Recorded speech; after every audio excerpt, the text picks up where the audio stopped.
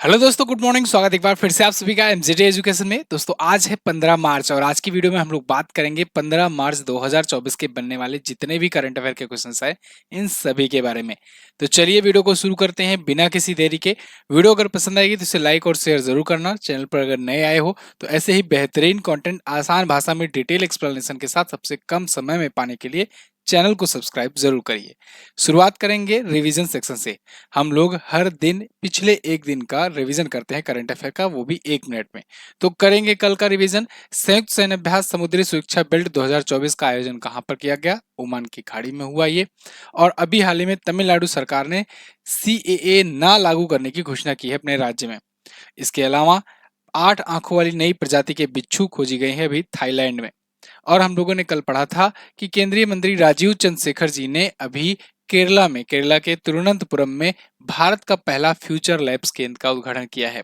SIPRI की report के अनुसार भारत एक बार फिर से सबसे ज्यादा हथियार आयातक के देश के रूप में उभरा है। भारत भूटान के बीच में अस्थायी दोस्ती का प्रतीक अभी हाल ही में महोत्सव मनाया गया अरुणाचल प्रदेश में गोरसम कोरा नाम से। इसके अलावा भारतीय प्रसिद्ध लेखक अमिताभ घोष जी को इरास्मस पुरस्कार से सम्मानित किया गया है। भारतीय भूवैज्ञानिक सर्वेक्षण ने आंध्र प्रदेश में स्ट्रेटिग्राफिक कॉलम का अनावरण किया है। और पूसा कृषि विज्ञान मेला इस बार झारखंड में आयोजित किया गया सिमडेगा में। फरवरी 2024 के लिए ICC player of the month का अवार्ड जीता है यशस्वी जायसवाल और एनाबेल सदरलैंड ने। ये टॉप 10 करंट अफेयर के क्वेश्चंस थे जिनका आपने किया है क्विकली रिवीजन, वो भी सिर्फ और सिर्फ 1 मिनट में। बात करेंगे आज की करंट अफेयर की, लेकिन इसकी क्विज और पीडीएफ आपको एमजेटी ऐप पर मिलेगी, तो आप एमजेटी ऐप जरूर डाउनलोड करके रखिए। यहीं पर वीडियो कोर्सेज भी। अच्छा, वीडियो कोर्स से याद आया, टेक्नीशियन और आरपीएफ के लिए कोर्स लॉन्च कर दिया गया है। डेमो क्लासेस अब आज से आनी शुरू हो जाएंगी। मंडे से प्रॉपर तरीके से बैच स्टार्ट हो जाएगा, मंडे यानी 18 मार्च से। तो जो लोग भी आरपीएफ की तैयारी कर रहे हो या टेक्नीशियन की तैयारी कर रहे हो, वो हमारे द्वारा अगर पढ़ना चाहते हो तो आप एमजेटी ऐप डाउनलोड करके बैच को ले सकते हो। शुरुआत के लिए उसमें डिस्काउंट दिए गए हैं।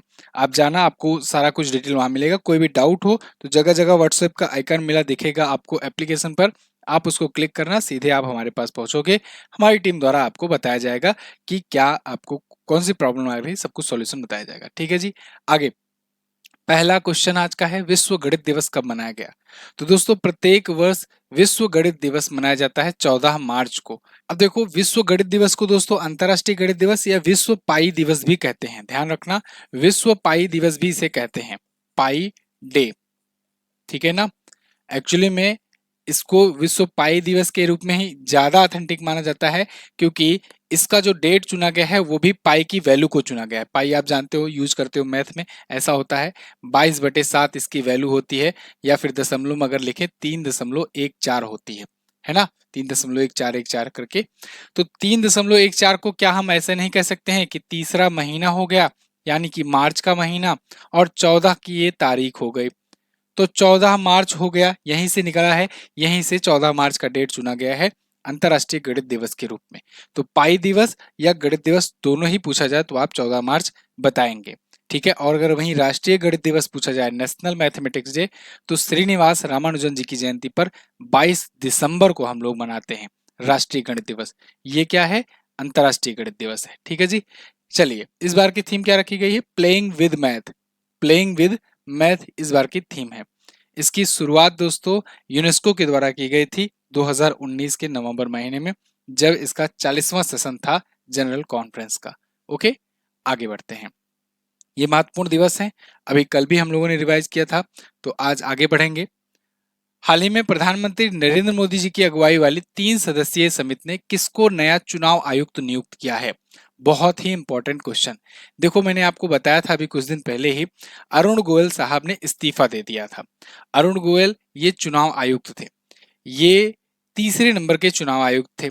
एक और चुनाव आयुक्त इससे पहले अनूप चंद्र पांडे ने अपना सेवानिवृत्त किया था, अपना मतलब कार्यकाल कंप्लीट किया था, तो वो तो रिटायर हो गए थे। अरुण गोयल ने इस्तीफा दे दिया था, बचे थे केवल राजीव कुमार।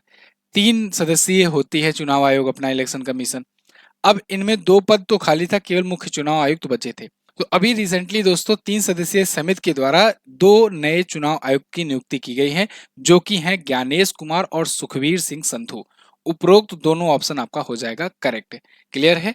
तो अब देखो ये समिति के बारे में पहले बात करते हैं। अच्छा, ये दोनों हैं ज्ञानेश कुमार सुखवीर सिंह संधू, इनका नाम और इनकी फोटो देख लो आप। 14 मार्च को नियुक्ति होती है। इस समिति के बारे में जानो। ये जो कमेटी है, जो नियुक्ति कमेटी है, मतलब कि इस चुनाव आयोग के सदस्य की नियुक्ति करने के लिए जो कमेटी बनाई गई, इसमें एक तो है प्रधानमंत्री और एक केंद्रीय कैबिनेट मंत्री और एक विपक्ष का लीडर होता है, लीडर ऑफ अपोजिशन।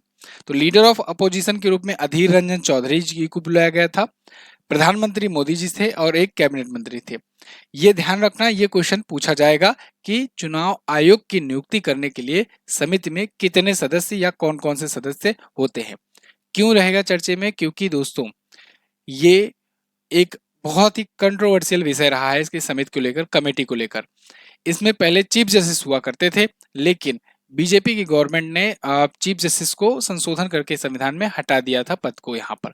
तो अब एक प्रधानमंत्री होते हैं, एक कैबिनेट के मंत्री और एक लीडर ऑफ अपोजिशन होते हैं।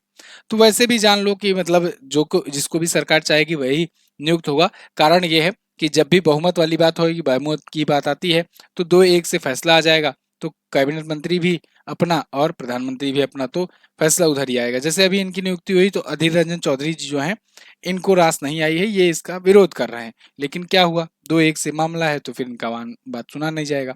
तो ये हुआ है अभी। तो ये काफी कंट्रोवर्शियल मामला रहा था, इस वजह से चर्चे में है और ये पूछा जाएगा आपसे। ठीक है जी, समझ में आई बात? ये मैं इसलिए कहानी बता रहा हूँ क्योंकि इसकी इंपॉर्टेंस आप समझ सको, इस समिति की, इस कमेटी की। चलिए, तो अनूप चंद्र पांडे जी सेवानिवृत्त हुए थे, अरुण गोयल इस्तीफा दिए थे। अभी वर्तमान में राजीव कुमार ये मुख्य चुनाव आयुक्त हैं, चीफ इलेक्शन कमिश्नर, और अब ये 2 चुनाव आयुक्त होंगे। अनुच्छेद 324 में भाग 15 में भारतीय संविधान के कहा गया है एक चुनाव आयोग होगा जो एक स्वायत्त संस्था होगी। यहाँ पर प्रमुख और नियुक्तियां दी गई हैं जो पिछले दिनों में हुई हैं। जैसे नायाब सिंह सैनी को अभी हरियाणा के नए मुख्यमंत्री के रूप में चुना गया। एएस राजीव को विजिलेंस कमिश्नर नियुक्त किया गया है। ध्यान रखिए, ये केंद्रीय सतर्कता आयोग में ये सतर्कता आयुक्त नियुक्त हुए हैं। देवेंद्र झाझड़िया भारतीय पैरालंपिक समिति के नए अध्यक्ष हैं। राजेंद्र प्रसाद गोयल एनएचपीसी लिमिटेड के सीएमडी हैं। ब्रजेश मेहरोत्रा बिहार के नए मुख्य सचिव हैं। दलजीत सिंह चौधरी एनएसजी के महानिदेशक हैं और एएम खानविलकर ये भारत के नए लोकपाल नियुक्त किए गए हैं। ये सभी की सभी इंपॉर्टेंट नियुक्तियां हैं, सबको आप याद रखेंगे, किसी को मत भूलना, बहुत इंपॉर्टेंट है सब। अगला, मार्च 2024 में किसने पीएम सूरज पोर्टल का शुभारंभ किया? तो पीएम सूरज पोर्टल, नाम में ही पीएम है तो कोई और कैसे कर सकता है उद्घाटन? तो प्रधानमंत्री सूरज पोर्टल जो है इसका उद्घाटन किया है पीएम मोदी जी ने। प्रधानमंत्री सूरज पोर्टल जो है, नाम लिखा गया है सूरज कैपिटल में लिखा गया है, इसका मतलब इसका फुल फॉर्म डेफिनेटली होगा। तो इसका फुल फॉर्म क्या होता है? इसका फुल फॉर्म है प्रधानमंत्री सामाजिक उत्थान और रोजगार आधार जन कल्याण। बिल्कुल हिंदी में ही आपको लिखना है इसका फुल फॉर्म, ठीक है ना। सूरज में देखिए, एस फॉर होता है सामाजिक, यू फॉर उत्थान, आर फॉर होता है रोजगार, ए फॉर आधार और जे फॉर जन कल्याण। इसका ट्रांसलेशन मत कर देना गलती से, नहीं तो यहाँ पर गड़बड़ हो जाएगा, है ना। सूरज का फुल फॉर्म यही लिखना है आपको, प्रधानमंत्री सामाजिक उत्थान रोजगार और जन कल्याण। ये पोर्टल क्या करेगा? ये ऋण सहायता प्रदान करेगा, लोन में हेल्प करेगा जो वंचित समुदाय हैं, कम्युनिटी हैं, उनको 1 लाख ऐसे उद्यमियों को सशक्त बनाने के लिए सरकार की ये प्रतिबद्धता है।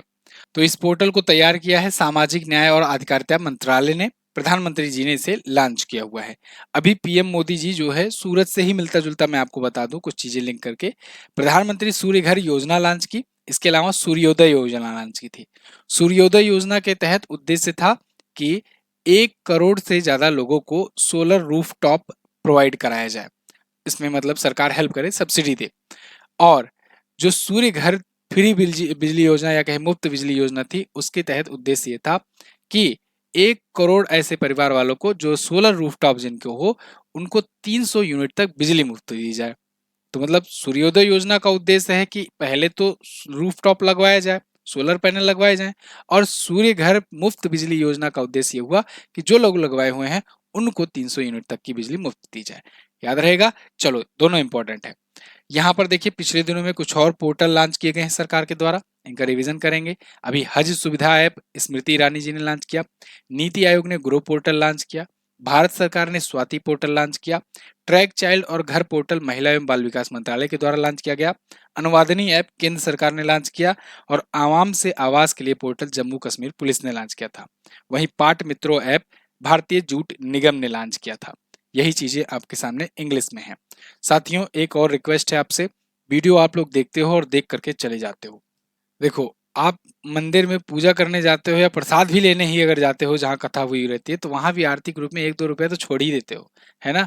यहाँ पर आप आते हो 20 मिनट 25 मिनट में दिन का पूरा डेली का डेली इंपॉर्टेंट करंट अफेयर पढ़ करके जाते हो, लेकिन एक लाइक नहीं प्रेस करते हो, जबकि उसका कोई पैसा नहीं लगना है। एक वीडियो को लाइक करना है और चैनल को सब्सक्राइब करना है। बहुत सारे लोग ऐसे हैं, वीडियो को रोजाना देखते हैं लेकिन चैनल को सब्सक्राइब नहीं कर करके रखे हुए हैं। तो वीडियो को देखा करो तो लाइक किया करो, शेयर करने का मन करे तो शेयर कर दिया करो और चैनल को सब्सक्राइब कर दो। ये चीजें देखो बार बार कहने में अच्छी नहीं लगती हैं, लेकिन आपको ये चीजें कर देनी चाहिए। अगर आप लोग कर दोगे तो मुझे कहना ही नहीं पड़ेगा। तो वीडियो को लाइक कर दिया करो और शेयर जरूर कर दिया करो, ठीक है ना। अगर जहां भी आपको लगता है कि किसी एक ऐसे व्यक्ति के पास, कोई जरूरी नहीं है जो स्टूडेंट हो उसी के पास भेजो, जो आपके यहाँ सीनियर पर्सन है उनको भी आप बता सकते हो कि देखो भैया ये ऑथेंटिक न्यूज है। ये अगर आपको चिल्ल गुहार देख करके इंटरटेनमेंट करना है तब तो आप टीवी खोलो, वरना अगर ऑथेंटिक न्यूज चाहिए दिन भर की 10, तो आप इसके माध्यम से भी देख सकते हो। बहुत सारी चीजें देखने को सीखने को मिलेंगी। चलिए अगला क्वेश्चन, हाल ही में कहां पर आयोजित अभ्यास कैटलेस एक्सप्रेस 2024 में भारतीय सेना ने भाग लिया। तो कैटलेस एक्सप्रेस 2024 अभी ये सेशल्स में आयोजित हो रहा है। इसमें इंडियन नेवी जाकर के हिस्सा ले रही है। ये एक मल्टीनेशनल एक्सरसाइज है। मल्टीनेशनल एक्सरसाइज मतलब इसमें कई सारे देश हिस्सा ले रहे हैं। इसमें अफ्रीकी देश हैं, इसमें अमेरिकी देश हैं, यूरोपीय देश भी हैं। तो ये कैटलेस है, कटलेस एक्सप्रेस या कैटलेस एक्सप्रेस जो भी आप पढ़ो 2024। तो इसमें देखो इंडिया का नेवी जो है वो भी हिस्सा ले रहा है। 26 फरवरी से 8 मार्च तक ये चला, सेशल्स में चला, पोर्ट विक्टोरिया, मतलब ये हो चुका है। ओके, बहुराष्ट्रीय अभ्यास है ये। यहाँ पर कुछ और मल्टीनेशनल एक्सरसाइज हुए हैं पिछले दिनों में, उनका रिवीजन करेंगे। तो दोस्तों अभी हुआ था समुद्री सुरक्षा बेल्ट, ये भी मल्टीनेशनल था, ओमान की खाड़ी में हुआ। भारत शक्ति भारतीय सेना ने किया। इसमें भारतीय सेना मतलब कि भारतीय तीनों सेनाओं ने किया है। इसमें वायुसेना, इंडियन नेवी, उसके बाद फिर इंडियन आर्मी सब थी। जैसलमेर, पोखरण, राजस्थान में। सी डिफेंडर भारत अमेरिका के बीच में हुआ पोर्ट ब्लेयर में। समुद्री लक्ष्मण भारत मलेशिया के बीच में हुआ विशाखापत्तनम में। धर्म गार्जियन भारत जापान ने किया।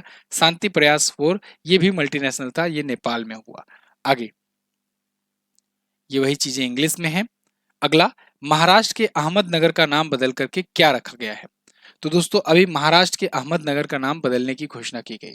यहाँ का नाम बदल करके अब रख दिया गया है क्या, अहिल्यानगर।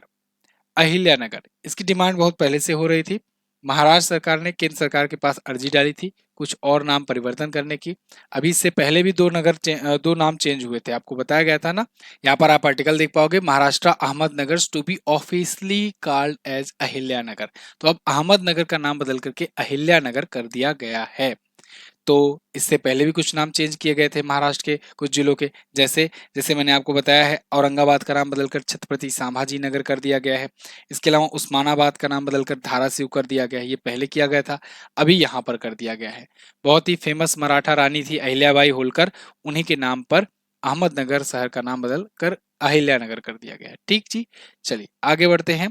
यहाँ पर महाराष्ट्र के बारे में जान लेते हैं, कई दिन हो गए हैं, महाराष्ट्र के बारे में जान लो।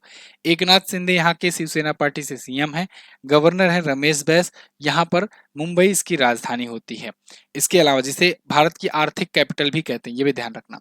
लोनार झील याद रखना, लोनार झील जो है ये पिंक लेक के नाम से मशहूर है, गुलाबी झील के नाम से मशहूर है। इसका इसका झील की खास बात यह है, ये एक तो उल्का पिंड के गिरने से बनी हुई है। उल्का पिंड जो है ये 50,000 साल पहले गिरा था, तब ये झील का निर्माण हुआ। दूसरी बात, शैवाल की उपस्थिति के कारण इसका रंग कभी कभी गुलाबी हो जाता है। तो ये 2 पॉइंट याद रखना, ये कृत्रिम झील है। उपवन, शिवसागर, विहार, वेन्ना, ये अलग झीलें हैं। और भी तडोबा नेशनल पार्क है, चंदोली नेशनल पार्क है, भीमाशंकर वन्यजीव अभयारण्य है। भोर घाट, थाल घाट, अम्बा घाट, ये यहाँ के प्रमुख दर्रे हैं। लोक नृत्य में बात करें तो लावड़ी, पोवड़ा, कोली यहाँ की प्रमुख लोक नृत्य हैं। महाराष्ट्र अपना बॉर्डर गुजरात से अलग करता है। 1 मई 1960 को महाराष्ट्र और गुजरात दोनों अलग हुए थे। महाराष्ट्र इस मध्य प्रदेश से भी बॉर्डर शेयर करता है, छत्तीसगढ़ से भी, तेलंगाना से भी, कर्नाटका से भी और इधर गोवा से भी अपना बॉर्डर लगाता है महाराष्ट्र। क्लियर है। यहाँ पर जिलों की संख्या 36 है। कल मैंने आपसे लोकसभा में सीटों की संख्या पूछी थी, 48 यहाँ पर है। राज्यसभा में यहाँ से 19 सीट जाती है, विधानसभा में 288 सीट जाती है। देखो, लोकसभा के चुनाव आ रहे हैं, तो लोकसभा इलेक्शन से पहले लोकसभा की सीटें जिसमें ज्यादा सीटें हैं, मैक्सिमम सीटों वाले जो राज्य है उनको कम से कम 5 तो आपको याद ही रहना है, क्योंकि मिनिमम वाला नहीं पूछा जाएगा, मैक्सिमम वाला ज्यादा पूछा जाएगा, क्योंकि मिनिमम वाले में एक एक लोकसभा सीट बहुत सारे राज्यों में है। तो मैक्सिमम में टॉप 5 में अगर बात करें तो सबसे ज्यादा लोकसभा सीट जो है वो उत्तर प्रदेश में है, 80 लोकसभा सीट है। दूसरे नंबर पर है महाराष्ट्र, आपका 48 लोकसभा सीट है। तीसरे नंबर पर पश्चिम बंगाल है जिसकी 42 लोकसभा सीटें हैं, 42। चौथे स्थान पर बिहार का स्थान आता है, 40 लोकसभा सीट। और इसके बाद 5वें नंबर पर आता है तमिलनाडु, 39। छठे नंबर पर मध्य प्रदेश, 29 आता है। ठीक है, आगे बढ़ते हैं। थोड़ा सा प्रैक्टिस करोगे याद हो जाएगा। टॉप 5 तो कम से कम याद ही होना चाहिए आपको। महाराष्ट्र के वन विभाग ने अभी 65,724 पौधे हिंदी में लगा, इस पर भारत माता इन पौधों से लिख करके एक नया विश्व रिकॉर्ड बनाया था। डॉक्टर प्रदीप महाजन को महाराष्ट्र भूषण पुरस्कार 2024 मिला था। अशोक सराफ को महाराष्ट्र भूषण पुरस्कार 2023 मिला हुआ था। इसके अलावा 8वीं एशिया आर्थिक वार्ता का आयोजन किया गया। 10% मराठा कोटा को मंजूरी मिली और 40 रोपवे परियोजनाओं के NHAI के साथ समझौता हुआ। पुरस्कार से याद आया, कल लाइव क्लासेस में पुरस्कार सम्मान की क्लास ली गई है, जो टॉपिक वाइज करंट अफेयर की सीरीज चल रही थी उसमें। तो आप जो है जा करके पुरस्कार सम्मान की क्लास देख लेना। पार्ट 2 जो है वो आपको आज मिल जाएगा, पार्ट 1 आया था। इसके अलावा टेक्नीशियन की बुक आई हुई है, टेक्नीशियन और रेलवे LP की। तो जो लोग भी मेरे द्वारा तैयार की गई इस 10 practice set plus 5 previous year के क्वेश्चन पेपर को लेना चाहते हैं, इसको ले सकते हैं। आप लोग की डिमांड पे डिलीवरी चार्ज फ्री कर दिया गया है, तो मात्र 149 में आप जो है इसको फ्री डिलीवरी के साथ अपने घर पर मंगवा सकते हैं। ठीक है, तो ये बुक अवेलेबल है अमेजन पर, लिंक डिस्क्रिप्शन में है। आप MJT बुक लिख करके सर्च करोगे तब भी आपको ये मिल जाएगी देखने को, वहां से ऑर्डर कर सकते हो। अगला क्वेश्चन, हाल ही में मतदान प्रक्रियाओं की जानकारी के लिए ECI ने किसके साथ साझेदारी की है? तो मतदान प्रक्रियाओं की जानकारी के लिए एक्चुअली में गूगल ने ECI के साथ साझेदारी की है। यहाँ ECI ने गूगल हो गया है, उल्टा हो गया थोड़ा सा। तो गूगल ने ECI के साथ, क्योंकि गूगल जानकारी चाहेगा ना ECI से, इलेक्शन कमीशन ऑफ इंडिया से। Election commission of India Google से थोड़ी ना जानकारी लेगा। तो गूगल जो है इलेक्शन कमीशन ऑफ इंडिया से अथेंटिक जानकारी के लिए एक समझौता कर रहा है। कैसी अथेंटिक जानकारी? देखो, लोकसभा के चुनाव होने हैं। लोकसभा के चुनाव के दौरान नतीजे लगातार आते रहते हैं, जब वोटिंग के रिजल्ट आते हैं तब। तो रिजल्ट के दौरान अथेंटिक तरीके से डाटा मिल सके गूगल को, इसके लिए गूगल जो है समझौता कर रहा है अभी से ही। ये टाई अप कर रहा है यहाँ पर देखो। और साथ ही साथ एक और चीज के लिए टाई अप कर रहा है, कोई फेक न्यूज ना फैले। फेक न्यूज पर कैसे पाबंदी लगाई जाए, इसको भी लेकर के। कई कई बार क्या होता है कि कई प्रत्याशी कहीं पर दिखा दिया कि ये विजेता हो गए हैं, बाद में दिखाया गया या पता लगा कि नहीं, वो नहीं जीते हुए, वो हार गए हैं। तो उन्हें लगता है कि अरे हमारे साथ धोखा हो गया, और फिर वो लड़ पड़ते हैं आपस में। तो ऐसी कंडीशन ना आए, इसलिए गूगल ने partners with India's election commission of India to offer helpful information to voters, जिससे वो हेल्पफुल इंफॉर्मेशन भी वोटर्स को दे सके, फेक न्यूज से बच सकें। और फेक न्यूज से बचने के लिए वो भारत का जो शक्ति पोर्टल है उसकी भी मदद ले रहे हैं। मतलब शक्ति पोर्टल इसके लिए लॉन्च किया गया था, जो अफवाहों को रोकता है, अफवाहें फैलने से। तो उससे बचाने के लिए भी इन्होंने फैक्ट चेक के लिए ये गूगल का सहारा लेंगे, गूगल जो है इसका सहारा लेगा। तो ये ECI है। बाकी चुनाव आयोग के बारे में मैं आपको शुरुआत में ही बता ही चुका हूँ, 324 में अनुच्छेद में ये इसका जिक्र किया गया है। गूगल के बारे में अगर बात करें तो 1998 में इसकी स्थापना हुई थी। लैरी पेज और सर्जेई बिन नाम के 2 शख्सियत ने इनकी खोज की थी। वर्तमान में CEO हैं सुंदर पिचाई। ठीक है ना, चलिए आगे बढ़ते हैं। ये वही सारी डाटा जो है इंग्लिश में है आपके लिए। अगला क्वेश्चन, मार्च 2024 में यूपी के नए मुख्य सूचना आयुक्त कौन नियुक्त किए गए? तो उत्तर प्रदेश के नए मुख्य सूचना आयुक्त यानी कि सेंट्रल चीफ इंफॉर्मेशन कमिश्नर नियुक्त किए गए हैं उत्तर प्रदेश के। कौन नियुक्त किए गए हैं? ये नियुक्त किए गए हैं राजकुमार विश्वकर्मा। ये पूर्व DGP रह चुके हैं। डायरेक्टर जनरल ऑफ पुलिस रह चुके हैं यूपी के। तो इनको नियुक्त किया गया है सूचना आयुक्त के रूप में, उत्तर प्रदेश का मुख्य सूचना आयुक्त। ठीक है, यूपी स्पेशल एग्जाम के लिए बहुत इंपॉर्टेंट है ये। तो इसके अलावा सरकार ने 10 सूचना आयुक्तों को भी नियुक्ति की है और इनको मुख्य सूचना आयुक्त के रूप में नियुक्त किया है। यहाँ पर 10 जो इंफॉर्मेशन कमिश्नर है उनका भी नाम मैं आपको बता दे रहा हूँ, जैसे मोहम्मद नदीम, वीरेंद्र प्रताप सिंह, राजेंद्र सिंह, स्वतंत्र प्रकाश, पीएन द्विवेदी, सुधीर सिंह, गिरजेश कुमार, शकुंतला गौतम, दिलीप कुमार, राकेश कुमार, ये सभी हैं टोटल। अगर राजकुमार विश्वकर्मा की बात करें तो ये उत्तर प्रदेश पुलिस भर्ती बोर्ड के भी चीफ रह चुके हैं। अगला क्वेश्चन, हाल ही में सर रिचर्ड हेडली पदक जीतने वाले सबसे कम उम्र के खिलाड़ी कौन बने हैं?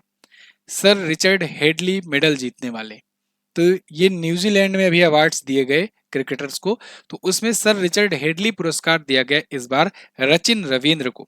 रचिन रविंद्र ये भारतीय मूल के क्रिकेटर हैं और ये बहुत ज्यादा फेमस रहते, चर्चे में रहते वर्ल्ड कप के दौरान, क्योंकि ये जो है जडेजा के, रविंद्र जडेजा के बहुत बड़े फैन हैं और सचिन तेंदुलकर के भी बहुत बड़े फैन हैं। तो उन्हीं दोनों के नामों से इन्होंने अपना नाम रखा है रचिन, रविंद्र जडेजा और सचिन तेंदुलकर।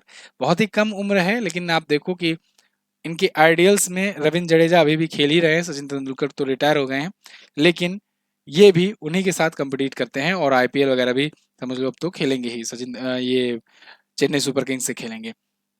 तो रचिन रविंद्र जो है जबरदस्त खिलाड़ी है, ऑलराउंडर है न्यूजीलैंड के, इनको अभी रिचर्ड हेडली पुरस्कार से सम्मानित किया गया है। इसके अलावा केन विलियमसन आप जानते हो, तो ये कैप्टन है न्यूजीलैंड के, इनको ANZ test player of the year का पुरस्कार मिला है। और पुरुषों की प्रथम श्रेणी बल्लेबाजी के लिए रेड पाथ कप भी इन्होंने जीता है। और वहीं लगातार दूसरी बार डेबी हॉकले मेडल जीता है अमेलिया केर ने। ठीक है, और ईयर्स की टॉप फीमेल क्रिकेटर भी ये बन गई हैं। तो ये न्यूजीलैंड क्रिकेट अवार्ड जो दिए गए हैं उसके दौरान है। न्यूजीलैंड क्रिकेट से अगर एक बात मैं आपको याद आ रहा है जो मैं बताऊं, न्यूजीलैंड क्रिकेट वो पहला क्रिकेट बोर्ड बना था जिसने महिलाओं और पुरुषों दोनों क्रिकेटर्स की सैलरी समान की थी। दूसरा बोर्ड बना था बीसीसीआई यानी भारत का, उसके बाद आईसीसी ने सबके लिए लागू कर दिया। अगला, हाल ही में किसे मॉरिशस विश्वविद्यालय द्वारा मानद डॉक्टरेट की उपाधि से सम्मानित किया गया? तो अभी हाल ही में अपनी प्रेसिडेंट द्रौपदी मुर्मू जी को मॉरिशस की यूनिवर्सिटी के द्वारा मानद डॉक्टरेट की उपाधि से सम्मानित किया गया है। यहाँ पर हैं प्रेसिडेंट द्रौपदी मुर्मू और मॉरिशस के जो यूनिवर्सिटी है मॉरिशस यूनिवर्सिटी उसके द्वारा सम्मानित किया जा रहा है इनको मानद डॉक्टरेट से। कौन सी doctorate? Doctor of civil law की मानद डॉक्टरेट इनको मिली है। ये एक सम्मान है एक तरीके का और ये डिग्री दी गई है, ये अपना सम्मान व्यक्त कर रहे हैं, देने का तरीका है समझ लो। कोई अपने यहाँ का नागरिक सम्मान देता है, कोई डिग्री देता है, ठीक है, मानद डिग्री। तो 3 दिवसीय अभी राजकीय यात्रा पर हैं राष्ट्रपति जी मॉरिशस में, वहीं पर ये दिया गया। मॉरिशस भारतीय गिरमिटिया श्रमिकों को खुद को शिक्षित करने के लिए महात्मा गांधी जी ने 1901 में प्रोत्साहित किया था मॉरिशस में, जो भारतीय गिरमिटिया लोग थे उनको। फिलहाल मॉरिशस एक देश है, अफ्रीका के मेडागास्कर के पास में ही पड़ता है, छोटा सा देश है, बहुत ही छोटा सा द्वीप देश है। भारत ने अभी हाल ही में इंडियन नेवी का एक बेस बनाने की भी वहां पर जिक्र की थी। मैंने आपको बताया था ना जब प्रविंद्र जगन्नाथ के साथ वहां एक डील हुआ था पीएम मोदी जी के साथ, तो वहां पर इंडियन नेवल एक बेस बन रहा है। और इसके अलावा और क्या मॉरिशस जानोगे, वहां पर भी वहाँ की जो मुद्रा होती है मॉरिशस रुपया होती है। ओके, और वहाँ की राजधानी आप कमेंट करके मुझे बता दो मॉरिशस की। दूसरी बात, द्रौपदी मुर्मू जी से एक बात याद आ रही है, अभी हाल ही में एक जलीय स्लग खोजा गया था, उसका नाम इनके नाम पर रखा गया है, उड़ीसा में खोजा गया है। सुनील मित्तल को ब्रिटेन के राजा के द्वारा नाइटहुड की उपाधि अभी दी गई है। शशि थरूर को फ्रांस का सर्वोच्च नागरिक सम्मान दिया गया है। पीएम मोदी जी को फिजी और पापुआ न्यू गिनी का सर्वोच्च सम्मान दिया गया। और वहीं कबीर बेदी को इटली के ऑर्डर ऑफ द मेरिट से सम्मानित किया गया है। डॉक्टर पूनम खेत्रपाल को भूटान का national award of order of merit golden award दिया गया। ये कुछ अंतरराष्ट्रीय पुरस्कार है, मतलब भारतीय विभूति अंतरराष्ट्रीय में जाकर के अवार्ड पाए हुए हैं। आज का लास्ट क्वेश्चन, हाल ही में जारी अंतरराष्ट्रीय हॉकी महासंघ में पुरुष और महिलाओं की विश्व रैंकिंग में शीर्ष पर कौन सा देश रहा है? तो पुरुष और महिलाओं की दोनों की ही रैंकिंग में टॉप पर रहा है नीदरलैंड। अभी हाल ही में अंतरराष्ट्रीय हॉकी महासंघ के द्वारा, इंटरनेशनल हॉकी फेडरेशन के द्वारा ये रैंकिंग जारी की गई है रिसेंटली। तो यहाँ पर देखिए इंडिया की जो मेंस टीम है वो चौथे स्थान पर है और विमेंस टीम जो है ये 9वें स्थान पर पहुंच चुकी है। ठीक है ना, तो ये भी ध्यान रखना। इसके अलावा अगर बात करें हम लोग बाकी की टॉप थ्री की, तो पुरुषों के टॉप 3 में फर्स्ट पर नीदरलैंड है 3060 पॉइंट के साथ, सेकंड पर बेल्जियम है, तीसरे पर जर्मनी है। यहाँ पर फर्स्ट पर नीदरलैंड है, सेकंड पर अर्जेंटीना है और तीसरे पर जर्मनी है। अगर हम लोग अभी पुरुष हॉकी विश्व कप की बात करें थोड़ा सा, तो रिवीजन करें, जर्मनी ने जीता था पुरुष हॉकी विश्व कप, पुरुष हॉकी विश्व कप जीता था। उड़ीसा में हुआ था ना, उड़ीसा में ये हुआ था पुरुष हॉकी विश्व कप, उड़ीसा में हुआ था 2023 में, भारत ने मेजबानी की थी। ठीक है, जर्मनी ने बेल्जियम को हरा करके जीता था पुरुषों का ये हॉकी विश्व कप। क्लियर है, ये थे टॉप 10 करंट अफेयर के क्वेश्चंस आज की वीडियो से। जिनको जिनको कोर्स में एनरोल करना है, आप लोग जो है जाकर के वहां पर बैच परचेज कर सकते हो, एनरोल कर सकते हो। आज से डेमो क्लासेस आपको मिल जाएंगी।